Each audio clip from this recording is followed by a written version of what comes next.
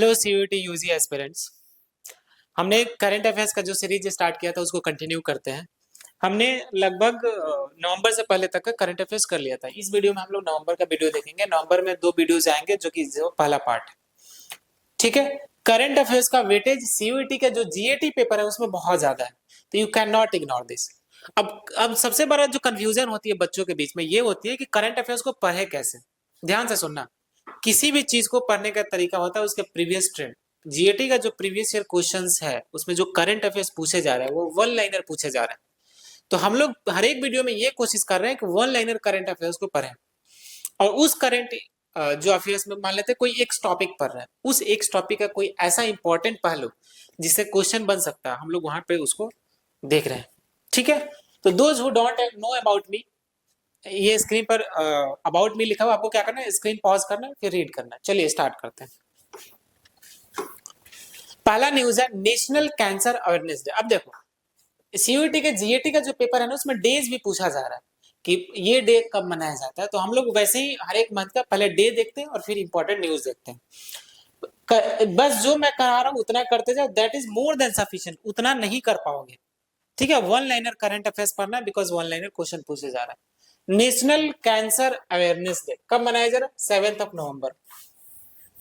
7 नवंबर। तो अगर running notes बना रहे हो तो लिखो world world cancer awareness day, आगे लिखो 7 नवंबर। That's important. अगर कैंसर के बारे में ज्यादा पढ़ना है, अगर कैंसर के बारे में ज्यादा पढ़ना है तो फिर मैं उसके लिए एक सेपरेट वीडियो बनाऊंगा कि कैंसर होता क्या है, कैंसर क्या मतलब हमारे बॉडी का इम्यून रिस्पॉन्स क्या होता है, कैंसर कौन सा अवस्था है, सेल डिवीजन क्या होता है, नॉर्मल सेल डिवीजन क्या होता है, क्या कैंसर ट्रीटमेंट कैसे होता है, ट्रेडिशनल अप्रोच। कैंसर से related there is a new approach called chimeric antigen receptor T cell, CAR T cell जिसको बोलते हैं। इनफैक्ट अभी 2024 में कैंसर ट्रीटमेंट से रिगार्डिंग एक मेडिसिन में नोबेल अवार्ड मिला था, माइक्रो आरएनए बोलते हैं, जिस पर मैं प्रेडिक्शन कर रहा हूं कि 2025 के जीएटी पेपर में एक क्वेश्चन आएगा माइक्रो आरएनए से रिलेटेड, तो उस पर भी बात करेंगे हम लोग। तो यहाँ जो इंपॉर्टेंट है that is the national cancer awareness day. कब है? 7 नवंबर। अब देखो कोई भी डे होता है ना, ध्यान से सुन लो, यहीं पे मैं बार बार रिपीट नहीं करूंगा। कोई भी डे होता है कि मैं 7 नवंबर को कैंसर अवेयरनेस डे मना रहा हूँ, इसका मतलब कि उस पर्टिकुलर डे पर हम लोग उस इशू को, जैसे यहाँ कैंसर वाला इशू है, कैंसर के इशू पर डीप थिंकिंग करते हैं, अवेयर करने की कोशिश करते हैं, लोगों में अवेयरनेस फैलाते हैं। ये होता है पर्टिकुलर डे का मतलब। तो your 7 November is national cancer awareness day. On this day various health care organization, yes like WHO, India में बहुत सारे government agencies and non profit groups collaborate to organize awareness campaign. बहुत सारे लोग collaboration करते हैं, अवेयरनेस फैलाते हैं। ठीक है। आगे ये नॉर्मल नंबर से बातें लिखिए, पढ़ लेना एक बार। नेक्स्ट आता है न्यूज। नेक्स्ट जो न्यूज इंपॉर्टेंट है that is world science day for piece and development. World science day for piece and development, और ये मनाया जाता है 10 नवंबर को। ठीक है। 10 नवंबर को मनाया जाता है। अब देखो science day for piece and development का मतलब क्या होगा कि साइंस का यूज पीस के लिए, शांति के लिए और डेवलपमेंट के लिए, इसके रिगार्डिंग अवेयरनेस फैलाई जाएगी। तो क्या याद करना है कि world science day for piece and development कब है? नवंबर 10 को। और ये किस चीज के लिए मनाया जा रहा है? इसके नाम से ही क्लियर है, साइंस का यूज करके ग्लोबल लेवल पे, वर्ल्ड लेवल पे पीस फैलाना और डेवलपमेंट करना। ठीक है। नेक्स्ट न्यूज जो आप लोगों के लिए that is world immunization day. Date देखेंगे हम लोग। इम्यूनाइजेशन मीन्स क्या होता है? जैसे एक होता है term immunity. Immunity means protection against pathogens और एंटीजेंस। ठीक है। जो डिजीज क्रिएट करने वाले माइक्रो ऑर्गेनिजम्स है उनके खिलाफ जो इम्यूनिटी होता है, जो उसके खिलाफ प्रोटेक्शन देता है उसको इम्यूनिटी बोलते हैं। अब इम्यूनिटी नेचुरल भी होता है और बाहर से हम लोग बना के भी देते हैं। तो जो बाहर से बना के ये उसको इम्यूनिटी देता है that is immunization. This is just like a vaccination. ठीक है। तो वर्ल्ड इम्यूनाइजेशन डे कब मनाया जा रहा है? 10 नवंबर को ही। वर्ल्ड इम्यूनाइजेशन डे कब मनाया जा रहा है? 10 नवंबर को। ठीक है। 10 नवंबर को इम्यूनाइजेशन में क्या करेंगे कि जो बेसिक बेसिक लाइक वैक्सीन होगा, जैसे कोविड का वैक्सीन, टीबी का वैक्सीन, पोलियो का वैक्सीन, मीजल्स का वैक्सीन, इसमें लोगों को अवेयर करेंगे कि ज्यादा से ज्यादा टीकाकरण करवाइए, ज्यादा से ज्यादा वैक्सीनेशन करवाइए, सो दैट मोर पॉपुलेशन है मच इम्यूनिटी, सो दैट कि हम लोग लाइफ कम लॉस करें। ठीक है। इन सारे डिजीज से। तो 10 November is world immunization day. Next important news है that is national education day. National education day 11 November.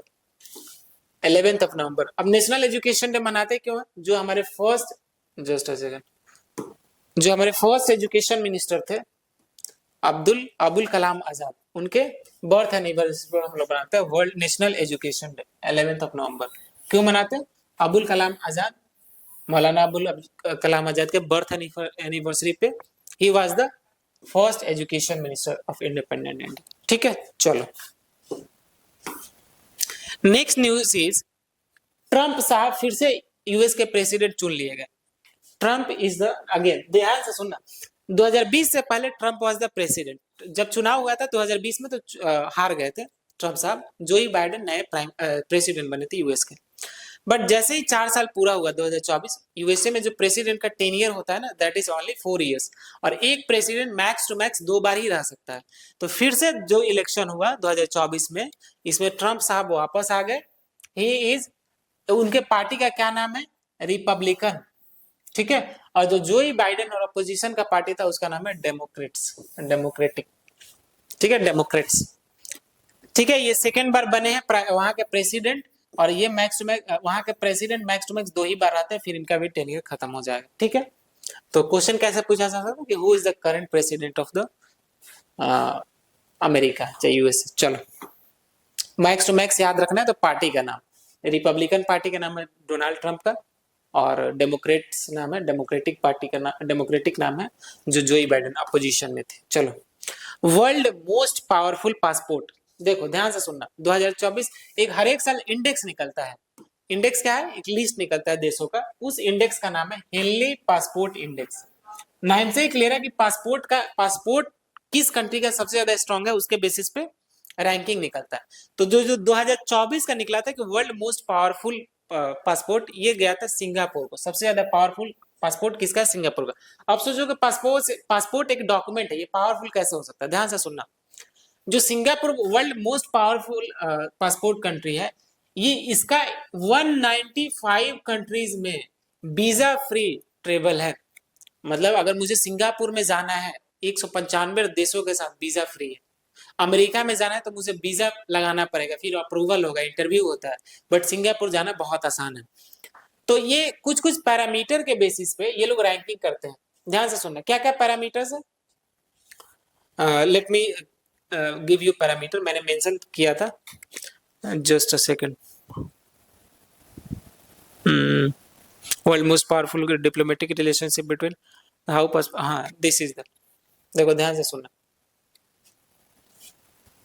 passport index is based on a comprehensive method that considers several factors. These include the number of countries a passport holder can access without, हाँ visa के बिना कितने लोग जा सकते हैं उस country में, उस कंट्री का डिप्लोमेटिक रिलेशनशिप कैसा है, ठीक है, उसका इंटरनेशनल एग्रीमेंट कैसा है। इस क्राइटेरिया के हिसाब से हम वर्ल्ड के कंट्रीज को रैंकिंग करते हैं in terms of passport powerful. जो लिस्ट कंट्रीज है जिनका पासपोर्ट बहुत वीक है, Afghanistan, Syria, Iraq, Yemen, Somalia, ठीक है, पाकिस्तान, तो इनका जो पासपोर्ट है ना बहुत वीक है। तो सबसे मोस्ट पावरफुल कौन है? सिंगापुर है। ठीक है, चलो पासपोर्ट का इंडेक्स का क्या नाम है? हेनली पासपोर्ट इंडेक्स, और ये वीजा फ्री और इंटरनेशनल रिलेशनशिप के बेसिस पे रैंकिंग की जाती है। That's information is sufficient. चलो नेक्स्ट आते हैं हम लोग, Japan launches world first wooden satellite into space. This is important. Question कैसे बन सकता है? देखो जो पॉइंट है ना, वहां से भी क्वेश्चन पूछा जा सकता है कि which of the following countries launches world first wooden satellite. ठीक है, तो ये कौन किया? जापान किया। अब वुडन सैटेलाइट क्या है? उस सैटेलाइट का वुडन नाम से क्लियर है कि लकड़ी का बना होगा। उस सैटेलाइट का नाम है लिंगोसैट। लिंगोसैट, ठीक है, ये इसको बनाया किसने? इसको बनाया Kyoto university and home builder Sumitomo forestry ने। ठीक है, क्योटो यूनिवर्सिटी ने बनाया। उस वुडन का क्या नाम है? लिंगोसैट। इसका काम क्या है? ध्यान से सुनना, test of using timber in lunar and Mars exploration. तो ये इस सैटेलाइट का यूज करके इन्होंने टेस्ट कर लिया कि क्या सन के लिए या फिर मार्स के लिए, सन के लिए और मार्स के लिए क्या हम वुडन सैटेलाइट भेज सकते हैं। ठीक है, this लिंगोसैट is tasked to demonstrate the cosmic potential of the renewable material as human explore living in space। तो ये इस जो लिंगोसैट है, जो वर्ल्ड का पहला वुडन सैटेलाइट है, इसका टास्क क्या है? Cosmic potential of renewable material को डिमोन्स्ट्रेट करना, ठीक है, स्पेस में। चलो that's information is sufficient. Next हम लोग आते हैं, और next current affairs is world largest solar floating project reaches full capacity in MP. इस न्यूज से आपके काम की बात है कि वर्ल्ड का लार्जेस्ट सोलर फ्लोटिंग प्रोजेक्ट कौन सा है, मतलब नदी के ऊपर बना दिया है सोलर प्रोजेक्ट। अब वो क्या करेगा, बिजली पैदा करेगा। ये बेसिकली है, इसका नाम है ओमकारेश्वर सोलर फ्लोटिंग प्रोजेक्ट। नाम क्या है, ओमकारेश्वर। ये किस नदी पर है, तो ये बेसिकली नर्मदा रिवर पर है।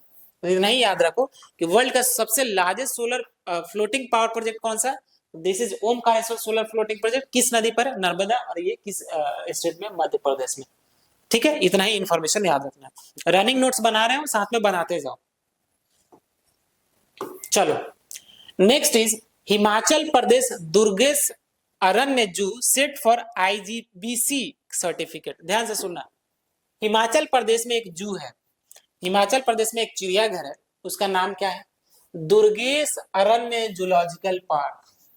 ठीक है, दुर्गेश अरण्य जूलॉजिकल पार्क। इसको क्या मिलेगा, इसको आईजीबीसी का सर्टिफिकेशन मिलेगा। आईजीबीसी क्या है, इंडियन ग्रीन बिल्डिंग काउंसिल। एक ऐसा ऑर्गेनाइजेशन है जो अगर ग्रीन वाले मतलब इको सेंसिटिव काम करोगे ना, जो आपके इन्वायरमेंट को, आपके इकोलॉजी को बेनिफिट करे, तो ये उसको सर्टिफिकेशन देता है। आईजीबीसी सर्टिफिकेशन बोलते हैं, Indian green building council. Full form लिख लेना, इंडियन ग्रीन बिल्डिंग काउंसिल। तो ये किसको देगा, ये देगा दुर्गेश अरण्य जूलॉजिकल पार्क, जो कि किस स्टेट में है, हिमाचल प्रदेश में। ठीक है, इतना ही इंपॉर्टेंट। बना रहे हो तो बनाते जाओ, पॉज करते करते। बहुत इंपॉर्टेंट करंट अफेयर्स कर रहे हैं हम लोग। Next current affairs is ISRO's first analogue space mission launched in Leh Ladakh. ध्यान से सुनो, ये इंपॉर्टेंट है बिकॉज इसरो पर क्वेश्चन वो लोग पूछ रहे हैं। इसका मतलब क्या हुआ कि इसरो ने अपना पहला एनालॉग स्पेस मिशन लॉन्च किया है। कहां पे, लद्दाख में। लद्दाख का कैपिटल कहां है, लेह। पढ़ते हैं, ISRO launch India's first analogue space mission from Leh led by the human space flight centre in collaboration with AAKA space studio. इतना इंपॉर्टेंट नहीं है, लद्दाख आईआईटी बम इतना इंपॉर्टेंट नहीं। The mission, this is important, the mission aims to stimulate an interplanetary habit utilizing Ladakh Mars-like condition to study challenges of space habitation benefit। ध्यान से सुनना, जो लद्दाख है ना, लद्दाख का जो लेह वाला रीजन है, बहुत ठंडा प्रदेश है, तो वहां का जो इन्वायरमेंट है ना, जो लैंड है, सराउंडिंग इन्वायरमेंट है, वो कुछ ना कुछ मार्स से मिलता जुलता है। तो हमने क्या किया कि इसरो ने एक एनालॉग स्पेस मिशन लॉन्च किया लद्दाख में, लेह रीजन में। ठीक है, ऐसा क्यों कर रहे हैं, ऐसा क्यों इन्होंने लॉन्च किया, इस वजह से लॉन्च किया। Just a second, where is red, give red. चलो, दिस कलर इज गुड। इन्होंने ऐसा इसलिए किया कि अगर मुझे मार्स पे भेजना है तो मार्स जैसे क्लाइमेट में स्टडी मुझे करना पड़ेगा। ठीक है, और कहां पे, लद्दाख में। तो क्वेश्चन कैसे बन सकता है कि इसरो ने अपना फर्स्ट एनालॉग मिशन कहां लॉन्च किया, तो लेह में किया, जो कि लद्दाख में है। ठीक है, ये क्यों किया, ताकि ये मार्स के एटमॉस्फेयर में कंडीशन में अपने आप को एडॉप्ट कराना चाहता है। तो उसके लिए इंपॉर्टेंट है कि वो ऐसे जैसे जहां पे क्लाइमेट है, जो कि लद्दाख में, उस पर जाकर अपना एक प्रोजेक्ट उसको एडॉप्ट कर पाए। ठीक है, चलो next is Sanjeev Khanna new chief justice of India. हाँ, जो हमारे चंद्रचूड साहब थे उनके रिटायर हुए, तो संजीव खन्ना हमारे न्यू चीफ जस्टिस बन गए। इतना ही important. Who is the new chief justice of India, अभी कंटेम्प्रेरी कौन है, संजीव खन्ना। भूल जाओ, इसके बाद ये सब भूल जाओ। अगर कुछ काम की बातें हैं तो 124 आर्टिकल याद रखो। 124 क्या होता है, कॉन्स्टिट्यूशन का 124 आर्टिकल है, ये बात करता है सुप्रीम कोर्ट में, there shall be a Supreme Court of India. तो सुप्रीम कोर्ट का जो हेड जज होता है उसको बोलते हैं Chief justice of India. And इस चीफ जस्टिस ऑफ इंडिया को कौन अपॉइंट करता है, ये प्रेसिडेंट अपॉइंट करता है। ठीक है, and who is the current president of India, comment में बताना। चलो, तो कौन बने हैं new chief justice of India, Sanjiv Khanna ji, अभी भी वही है। चलो, British writer Harvey wins Booker prize. तो 2024 का बुकर प्राइज किसको मिला है, बताओ। 2024 का बुकर प्राइज किसको मिला है, समंता हार्वी। ठीक है, समंता हार्वी। बुकर प्राइज किसमें मिलता है, लिटरेचर में मिलता है। तो इन्होंने एक स्टोरी लिखी थी about a single day abroad the international space which she wrote during covid lockdown. तो इन्होंने एक स्टोरी लिखी थी स्पेस इंटरनेशनल स्पेस स्टेशन पे, जिनको इनको बुकर प्राइज मिला है 2024 का। 2024 का बुकर प्राइज मिला है किसको? समंता हार्वी को। ऐसे ही नोट्स कैसे बनाना है? 2024 बुकर प्राइज समंता हार्वी। 2-4 बार रिवाइज करोगे, नाम बैठ जाएगा दिमाग में। नहीं भी याद हो रहा है तो क्या होगा कि जब एग्जाम हॉल में जो ऑप्शन चारों दिखेगा ना, वहां पे क्लिक कर जाएगा। यही ब्यूटी है एमसीक्यू एग्जामिनेशन की। चलो